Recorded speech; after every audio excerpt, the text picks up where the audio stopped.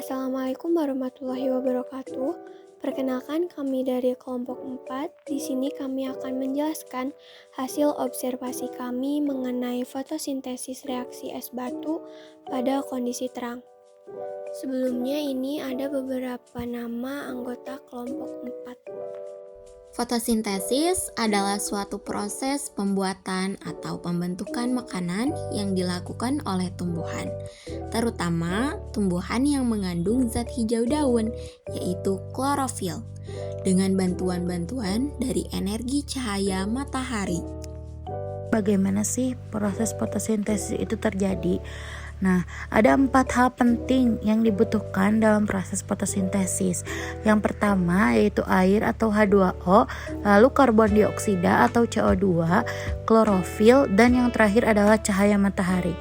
Nah, dari mana sih air didapatkan? Air didapatkan dari tumbuhan yang diserap dalam tanah oleh akar, kemudian dialirkan ke seluruh bagian tumbuhan termasuk daun.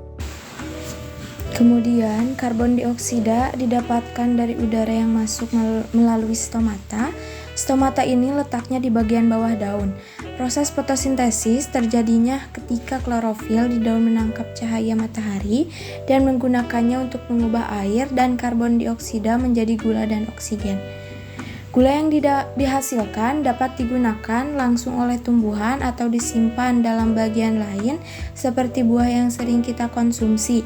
Selain gula, fotosintesis juga menghasilkan oksigen yang akan keluar melalui stomata ke udara dan kita gunakan untuk bernapas. Percobaan Ingenhousz adalah salah satu percobaan yang digunakan membuktikan bahwa proses fotosintesis pada tumbuhan menghasilkan oksigen. Tokoh yang mengenalkan percobaan Ingenhousz adalah Jan Ingenhousz. Oleh sebab itulah percobaan fotosintesis untuk membuktikan bahwa proses fotosintesis disebut percobaan Ingenhousz. Dalam percobaan Ingenhousz, tumbuhan yang digunakan adalah tumbuhan air Hydrilla verticillata, sebuah tanaman air yang sering kita jumpai di akuarium. Mekanismenya cukup mudah. Tumbuhan Hydrilla verticillata dimasukkan ke dalam bejana berisi air yang telah ditutup dengan sebuah corong. Untuk alatnya ada beker gelas, corong kaca, klip pengait, gelas ukur 100 ml, es batu, air, dan tali pengikat. Bahannya ada tumbuhan hidrilla yang merupakan tumbuhan air. Untuk langkah-langkah pengerjaannya, yang pertama, diikat beberapa batang hidrilla atau syara, lalu masukkan ke dalam corong kaca dengan pangkal batang sebelah atas.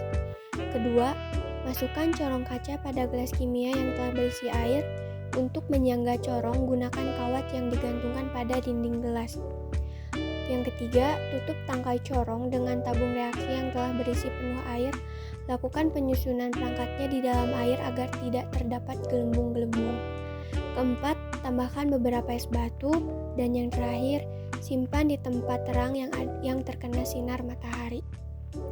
Pada 5 menit pertama, gelembung mulai terlihat sedikit, lalu pada menit ke-10 terlihat gelembung di corong, pada menit ke-15 gelembung naik ke permukaan, pada menit ke-20 gelembung nempel di beker gelas, lalu menit ke-25 gelembung nempel di mulut corong, dan pada menit ke-30 gelembung mulai membesar.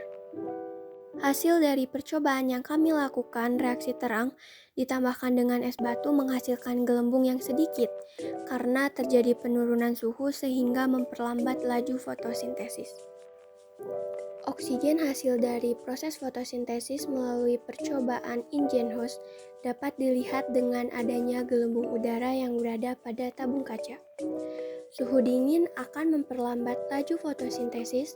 Penambahan es batu mengakibatkan penurunan laju fotosintesis karena terjadi penurunan suhu. Pada percobaan fotosintesis kali ini, kami melakukan percobaan Ingenhousz dengan menggunakan tumbuhan air hidrilla. Dengan bantuan air, lalu ada karbon dioksida, sinar cahaya matahari. Ditambahkan baking soda, es batu, dan menggunakan reaksi terang normal.